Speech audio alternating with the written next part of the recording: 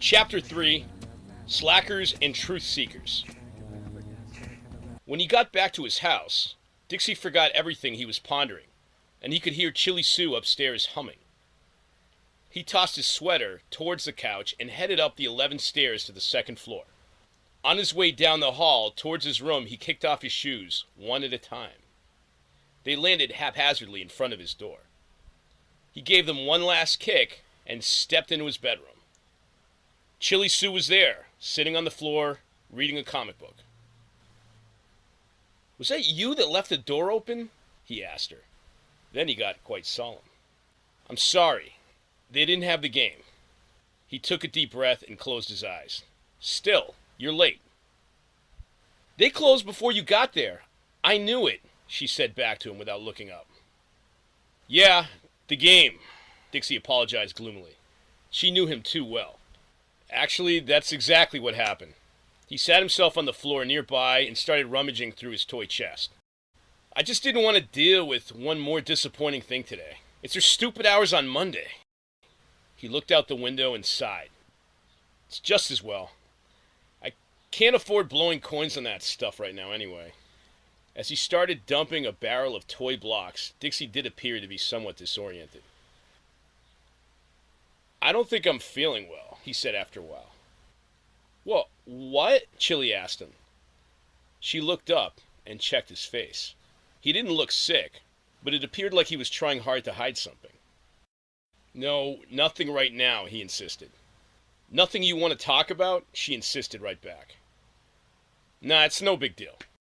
Chili studied her friend while he grabbed a box of his Lego toys, low-budget replacements that Dixie had been able to buy in bulk. She wondered what was really bothering him. Dixie blamed it on the weather. "Come on, man," she said after a bit. I hear what you're saying. It's just..." She was about to say something that would have made Dixie's dad proud, but she shook her head and let him continue. As he set up his toys, Dixie kept talking something about how he felt there was a strange collective premonition in the air.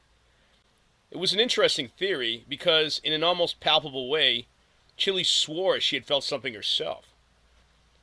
There certainly seemed to be an extra amount of static electricity in the air that made it hard for everyone to comb their hair at least for the last 3 days. The outdoor sounds of traffic could be heard as Chili started to muse a little what might have been going on anyway. "You know, you're starting to sound like Mike Babayan," Chili told her friend. Dixie smiled as he set up a ramp of his Legos. Their friend Mike loved discussing geopolitical problems and strange paranormal reports of events flaring up in the news, even if they always seemed to be getting everybody down. "Yeah, the boring realms where we live do an amazing job of making people look the other way," Dixie admitted. "He's right, don't you think? Reenacting everyone to continue their daily grind as if nothing's wrong." "Come on, I feel like it's not just the weather or current events that's bugging you," said Chili. "Same old bad news," Dixie dismissed her. "I've learned to not trust it. News is unreliable anyway." Dixie smirked to himself. Exact same things as Uncle Kurt would say to him ever since he was little. But when was it ever not unreliable? Dixie's mind started to wander a bit to fruitless places. Chili could tell because he'd always make that odd face like he was scraping the tip of his tongue before he'd drop a bombshell. "You know, lately I've been getting really annoyed about how stupid Cankerville is," Dixie told her. Chili slapped her forehead, for she had already heard this many times and knew what he was getting at. "Oh yeah, sure. Everything looks stable in everyday life around Cankerville, but he still felt dissatisfied. Like a lot of kids his age, life seemed neither good nor bad. Just, nah. Still, no matter what Dixie could do, he didn't have the means to move anywhere right now, and neither did Chili." Taking a deep breath, Dixie looked at the toy playsets all over his floor and relaxed while Chili Sue planted herself on the bed and glanced through her comic book. After a few moments, she diligently reached into her school bag and pulled out an algebra book while Dixie started setting up a playset for his toy car collection. "I can't relax these days," Dixie continued. "I mean, even at the checkout line when I'm buying a sandwich." "Could be a lot worse," Chili reminded him.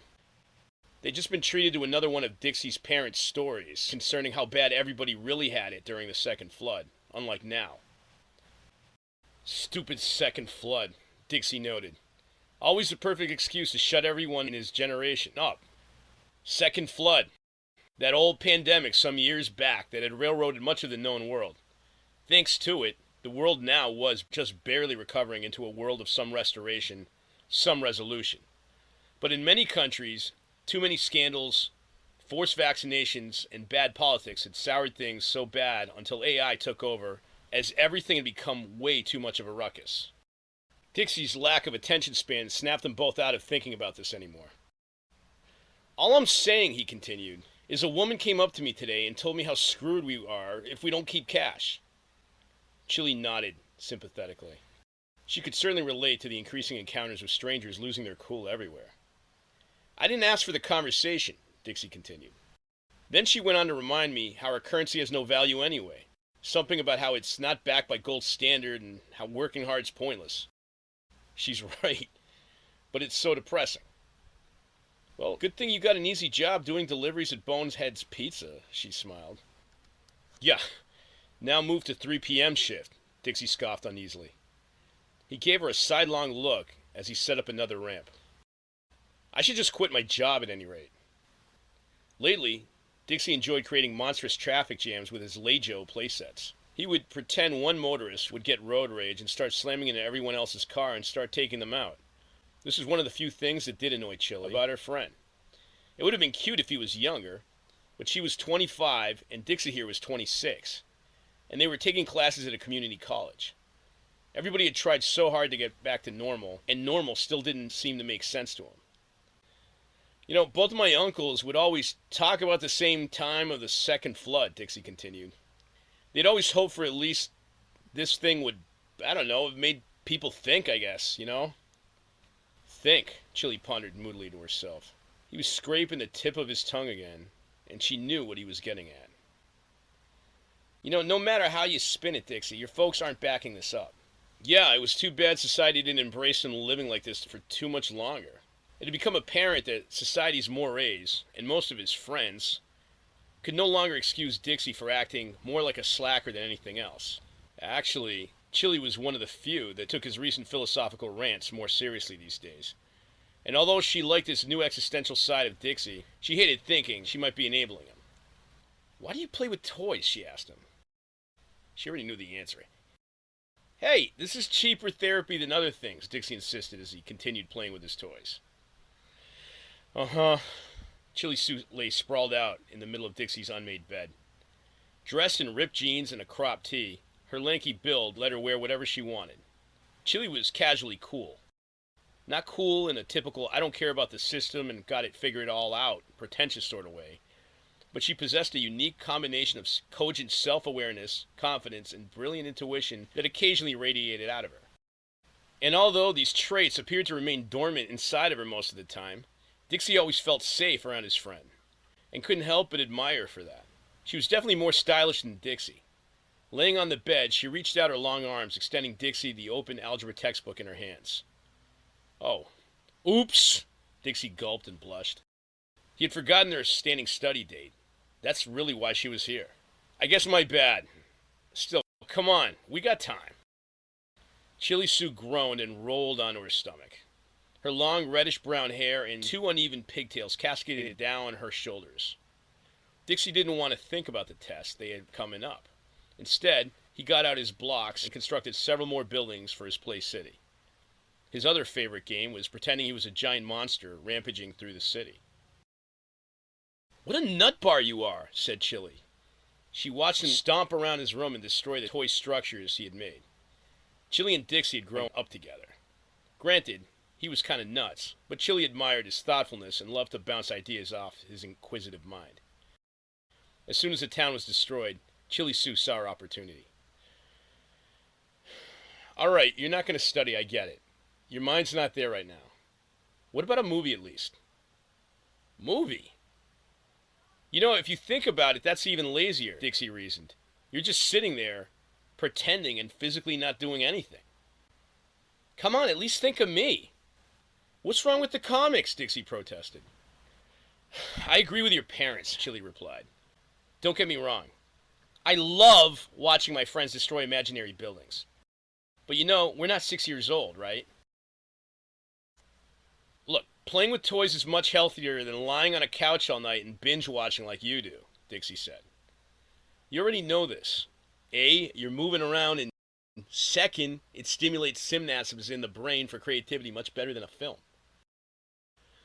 Chili Sue groaned loudly and slid her body off the bed, melting in a pool on the floor. You're never going to get a date, she grinned at the wall and sat up. Usually, that would jar him, but today he didn't even seem to care at all. She'd almost envied him. Realizing that Dixie was in his own world, Chili grabbed another comic. After a few minutes, though, out of the blue, he shared something else she wasn't expecting. So last night I decided to go down to Maine South and watch the world go by, he started. Maine South? She asked him. Why would you go there? I don't know, Dixie stammered. For inspiration, I guess, Couldn't have been that inspiring. Half my gigs are over there, she explained. Yeah, I know, he said to her. And as I sat there, though, I realized everything I saw around me doesn't inspire me. But yeah, you were at Maine South, cried Chili. What did you expect? Well, police, arrests, drug deals, loitering. Dixie went on as if preparing for some slightly rehearsed banter. Complaints and police sirens that don't stop. I just figured a walk would cheer me up. Chili threw her hands up in the air. Well, you have been kind of grim lately, she admitted. As she stared at the tennis ball lying nearby, she waited for him to expand on what he was really feeling, although knowing him, it was probably going to be way too heavy-handed or way too stupid, or both. I want to ask what's really on your mind, but I'm afraid we're just going to make ourselves depressed, she considered. Dixie laughed. Yeah, you sure you want to hear this, he warned her. When she heard it, she wasn't surprised at all. I don't know, Dixie replied. He tried to articulate his thoughts. On top of everything else, I'm realizing that watching real life like that just makes me consider just stuff more, In a way I can't explain. If you really pay attention, you see it. It just feels like struggles of daily life keep getting harder these days. Well, duh, said Chili, so far unfazed. She felt like she was living in a repeating loop. Yeah, but without people even trying to care to make sense of things anymore, Dixie added. You know what I'm saying? We talked about this, Chili tried to interrupt. I don't know if it's the spook stories happening, Dixie continued, or the news no one trusts, or the aliens in Sag Dark. It's not aliens already, Chili Sue interrupted. Enough with that. I keep getting this feeling everybody's efforts are misguided more and more, Dixie continued. Yeah, I feel like I figured it out. Chili looked curiously at her friend. Figured out what, she asked. Figured out what people should have figured out years ago? We don't live in a parallel universe, dude. It was all a myth. When he explained this thought to her, she just shook her head and grinned. I'm pretty sure we've already talked about this. Just let it go. Well, I don't know, Dixie continued. How do I say it? Feels like the crap of daily life goes on, but like I said, I meet so few people who give a crap to make sense of the confusion of it all. And then can really make sense of it, even though it's all so... But his voice trailed off in thought. And you do? You can make sense of it? Well, we're having a conversation of trying to make sense of things right now, aren't we? He replied back. Yeah, I guess, she shrugged. Last Friday, I guess I was feeling like this, she continued, before I caught myself. You were working, I went out, I tried to start a conversation just like this with Guffin and the Babayan brothers as the spoiled sport, but they just gave me a blank stare. Yeah, those guys were probably your best bet, he smirked. Yeah, nobody to talk to, I guess, when you really want to make sense of things in your head, she muttered. And with a grimace, she looked at him thoughtfully while he set up his blocks. It's nice feeling misunderstood, isn't it? Dixie said to her with a smile without staring at her. Guffin and Dave, in particular, call me a killjoy, Chili continued. But they complain half the time about the daily grind in their lives. Mike thinks like you, Dixie reminded her. I'm surprised he gave you a blank stare. He loves thinking about this kind of crap. I know, but he's sometimes too deep in thought. Overbearing sometimes. I know I really shouldn't complain. I just wish I could figure out exactly what else is bugging me, Dixie continued as he successfully tried to change the subject now. Maybe that's why my brain's starting to short out. What do you mean? Chili asked. There was something in that sidelong look he just gave her that made her wonder. No, it's just that I was thinking of how I used to get excited about going out with their crew some of the time. But as nice as hanging out with those knuckleheads are, this whole stressed about the future crap, alright, it's starting to get to me, you know? What, the current events? The issues of the day? She inquired. No, yes, but no, I mean our very lives in the next couple of years, he tried to explain to her. Look, I really don't want to whine. I don't want to be one of those guys. He seemed particularly dejected, and she didn't like how he seemed to be putting on a brave face. Well, you already know how I feel, Chili said to him consolingly. Remember, my family keeps bugging me about transferring to a better school or deciding some sort of career move soon. And so I'm supposed to have it all figured out now. It's insane seeing how it's almost like perspective was given to them when they were kids. It's hard to explain. She picked up the tennis ball laying on the floor and started bouncing it against the wall. And as she seemed to be working out stuff in her mind, she bounced the ball more and more vigorously. Yeah, everybody is in a damn rush these days, and there's still no point. She let her mind get away with her free association. Yeah, nothing good seems to come out of the grind. Dixie simply nodded as he built another building. What could he say? Yeah, you think it could have been better in some parallel universe? He asked her after a while. There you go again with that, Chili grunted. I mean, yeah, I guess chores need to be done, but nobody I know ever seems to have time to fully relax, you know? Dixie grinned at the complete irony to all this. Everybody around them Looked like they were relaxing. Hell, they themselves appeared to be relaxing right now, but not really. He hated feeling guilty, like there was something wrong with them for enjoying the afternoon like the way they were doing right now, instead of having to spend their whole time worrying about the future, or spend their time as should be expected studying for that stupid math test they didn't care about, just so they could move ahead in life. Correction. Make their friends and family happy, even though in the end. nobody seemed to care either way what ultimately happened to him in Chile. And yet, everything around them seemed to radiate being happy people. Everybody happy, but seemingly people like him in Chile. The losers. The losers and slackers who their own friends would poke fun of and remind them they lacked motivation in their lives. For a few seconds, Dixie was conscious of these revelations, but the thoughts never got translated as proper words to digest them. And soon the palpability of these revelations faded like a wisp of gas. Chili Sue kept bouncing the ball restlessly. You know, like you, I wish a more lighthearted side of me was all I knew. Just like you do, she confessed. Dixie agreed with a grin. I had this thought I wanted to tell you, she said before he could finish his thought. But somewhere more fitting where we could really talk. What's wrong with my room? Dixie could sense it in turn with his friend. She didn't want to say anything just yet. Oh, okay, come on, what? He insisted. It can wait, She replied back. Come on already, Dixie insisted. All right, fine, said Chili. Now that we're on the subject, I don't want to live here anymore either. Dixie looked up. What do you mean? Chili shrugged, but had a strange look in her eyes. Then she told him something rather insightful and unexpected.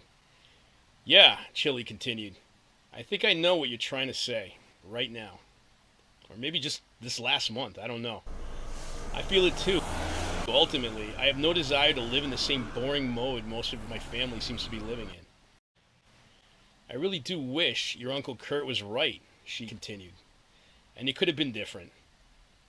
Like there was some sort of a parallel universe to all this. I'm really starting to make up my mind. I really do just want to get out of here. You mean out of this town, you mean? He asked her.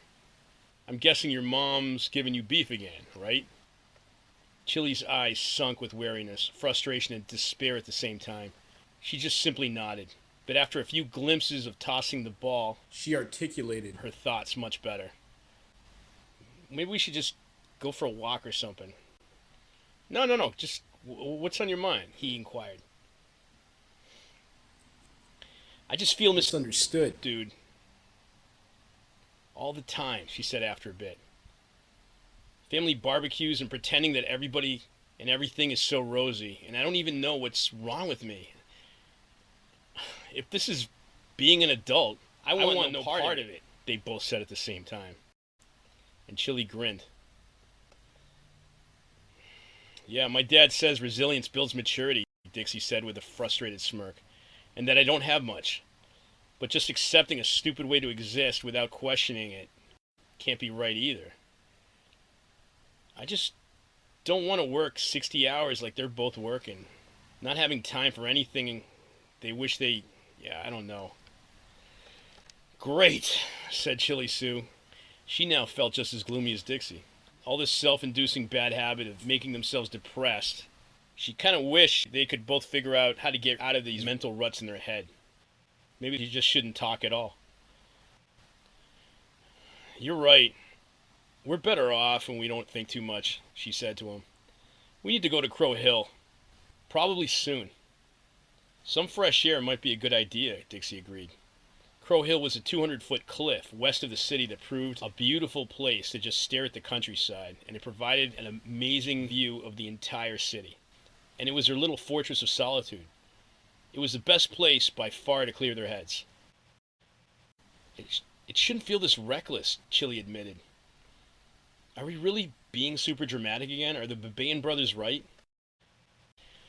Look, I like Mike, but I wouldn't hold much weight on ridicule coming from two twins who've got their own issues. Especially Dale, Dixie reassured her. He shook his head as if to get rid of the rocks rolling around in his head. He started to chuckle. We're not so unique thinking like this, you know. You think we're the first people that have ever pondered this stuff? He stared at his toy buildings and his eyes relaxed. I guess it doesn't matter. Something to do, he said indifferently. That was that. A trip to Crow Hill was certainly in order. But Chili already had a real problem.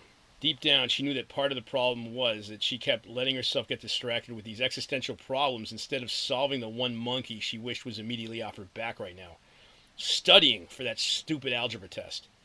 She had to smile at her own psychology for distracting her with some noble pathway to enlightenment just to get out of chores, and she figured Dixie was going through the same routine of denial she was going through right now. You know, we really do let ourselves get too negative for the dumbest reasons. You do know that, she said to Dixie. Maybe after the first couple hundred times of reliving this, we'll finally learn. For a few minutes, Dixie was completely stiff and silent and continued to set up his toy building. I'm not ashamed of being philosophical, he reasoned. Confession, though. All this we're talking about, that's not the thing that's really disturbing me. It's been that bad the last couple of days, actually. That's the thing. What are you talking about? Chili asked him. You're upset about something else? His eyes looked especially troubled right now. Yeah. You do seem more jaded than normal, she mused. I thought talking through this crap would help. You get it out of your system. I'm jaded. No, I'm fine. Don't go to extremes, Dixie said right back. But then he relented and let his face relax. It was a mixture of uncertainty and anxiety. The look was actually unexpected, and it alarmed Chili. What is it really? She asked with concern. He told her to take a look at his car parked outside the driveway. I'm sorry, what about it? She asked him. I walked right by it. When Chili Sue returned to his room, all she could say was, I have no words. I'm sorry. And Dixie nodded.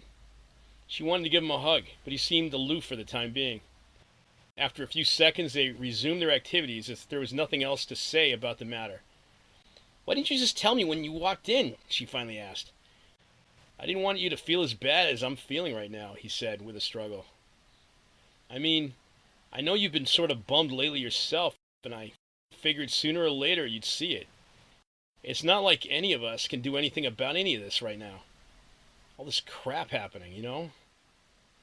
Chili knew exactly what he meant by that, and she put her head down, struggling to keep her eyes dry. She leaked out a compassionate smile. She couldn't help but admire his desire to keep her from further stress. But then Dixie quickly added, maybe I didn't want to think about this any more than I need to right now, okay? Life's been taking a turn for the surreal. Chili started to chuckle darkly. Guess you're right. But now, how is this different than any other day, she reasoned. Dixie smirked as well. What an enigma Dixie was. Looking at his face right now, there appeared to be even something else he was not telling her. She studied his face. It went from suffering victim to shame and indignance at the same time. Immediately she knew. Wait a minute! This isn't just about the car, she cried. You did lose your job at Bonehead's Pizza, didn't you? I knew it! I figured when you just said you would quit. I even told you. Damn it, Dixie. Dixie smiled and shrugged. Well, I'm not fired yet, technically. They're considering. I told you it was going to happen, and Chili cried. I figured if I made you feel bad about the car first, you'd leave me alone about that, Dixie defended himself. And I told you should stop showing up 15 minutes late every shift, Chili yelled at him. Talk about everything piling up on a bad day. Hey, I tried to call in. I said I had to study for the algebra exam on Friday, and I wasn't 15 minutes late this time, all right? Well, then how late were you then? Chili countered. She knew him too well. 45 minutes Saturday. 30 yesterday, and then I showed up semi-late today, and they gave me sort of the pink slip. Chili threw her hands up in the air, and Dixie's eyes sued for mercy. He had the worst approach to be taken seriously, but something in his eyes still had the most bewildered look in them. But seriously, it gets worse, actually. Chili flung her backside on Dixie's bed as she slapped her forehead and rubbed her face. I don't know when I should actually feel bad for you. You're nuts, she explained. I'm guessing the car was your fault, too. Something a little more disturbing than that, Dixie said, in all seriousness, as he put down his toys and looked at her. Chili, something's happened to me. All day I seem to be having these strange flashbacks or something. Well, not flashbacks. It's as if I'm starting to dream with my eyes open. There was something unsettling about the way he said it that made Chili Sue wince a bit. You mean like visions? She asked, cautiously, through her hands while still rubbing her face. Yeah. It's like I'm seeing these random visions of events happening right in front of my eyes, Dixie tried to explain. That's weird, Chili Sue remarked. When exactly did it start? Yesterday, maybe 1 o'clock, and then last night, and then today twice. First time, just after I got thrown out of Bonehead's Pizza, I was in the parking lot, then on the road. Chili Sue couldn't believe what she was hearing. You're serious? Dixie nodded reluctantly. But I'm telling you, I can see visions of things happening in front of me as if my eyes were closed, he went on. But they're not closed, and I'm not crazy. This isn't like I'm daydreaming here. Look, all I know is that when I wake up, I've just remained in this state of delirium. Dixie started flinging some laundry nervously across the room while Chili let him continue. You know, I already have this wacky imagination. I don't know how to fully describe it. But these flashbacks or visions of things in my brain are quite real. How messed up is that? Sounds rough, Chili Sue consoled him. Chili, I crashed the car because I actually saw visions of a tunnel somewhere where I was waiting in the green fog. I felt the mist. I felt it. And then this other thing, as if I could see it. These things were surrounding a pole. That does sound weird, Chili admitted, while trying not to show more concern than seemed needed. Maybe you're just overtired. Overtired, Dixie countered dismissively. If anything, I've been sleeping a lot more than before, especially last night. Yeah, but you've been through some trauma, suggested Chili. Last night before bed, I was just standing there. Eyes were wide open, he said to her. And suddenly I saw humanoid plant-like creatures I'd never seen before that looked like aloe plants playing Red Rover, but playing like they were actually like fighting a battle or something. Chili Sue's concern grew. You're not making any sense. I know. Why are you being so overdramatic? Chili asked him in an effort to calm him down. Like you said, you've already got a whacked imagination. You probably hit the wall with all this stress and must have been dreaming. I'm not so sure, Dixie replied as he threw up his hands. This whole situation would have been laughable if his life wasn't such a mess. No, maybe it's a coincidence this afternoon I saw visions while driving, but I was definitely not asleep, Dixie insisted. Something really must be in the air. That's the only way I can explain it. Dixie walked up to the window to look outside as if with half curiosity. Chili could see where this was going now. Dixie had a way of coming up with whacked out conspiracy theories his imagination could use as an excuse to explain his shortcomings. Maybe this is good, Dixie added after a while. Like something Einstein experienced, right? What are you talking about? Asked Chili. Like something Einstein experienced maybe in his head when he discovered relativity. You sound like you're truly tripping on something right now, said Chili. Did someone lace your lunch with mushrooms?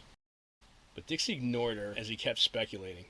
For a few minutes, Dixie tried to reason what was going on in his head, while the more Chili listened to him, the more she egged him to go see a doctor. But he was no psychologist, and soon his own speculations on what was going on started to get carried away.